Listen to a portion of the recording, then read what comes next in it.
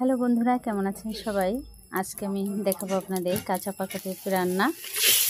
আমি যেভাবে রান্না করে দেখছেন, প্রথমে আমি চিংড়ি মাছটা এভাবে কষিয়ে নিচ্ছি। এবার দিয়ে দিচ্ছি তেল, হলুদ, লবণ, শুকনো মরিচ।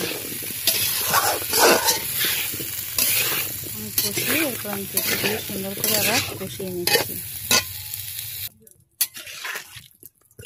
কষানো হয়ে গেছে, এখন আমি ঝোলের জন্য পরিমাণ মতো জল দিয়ে নিচ্ছি। পেঁপেটা যেহেতু হালকা পাকা, তাই কিন্তু আমি জলের পরিমাণটা মিডিয়াম দিচ্ছি। এবার ঢেকে নিলাম, ঢেকে দিয়ে কিছুক্ষণ রান্না করে নিলাম। এবার আমি ফোড়নে দিয়ে দেব কালো জিরে এবং সরিষা দিয়ে ভালো করে এভাবে ভেজে আবার আমি ফোড়নের জন্য দিয়ে দিলাম।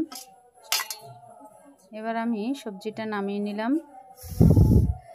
দেখুন বন্ধুরা, ফাইনাল লুকটা।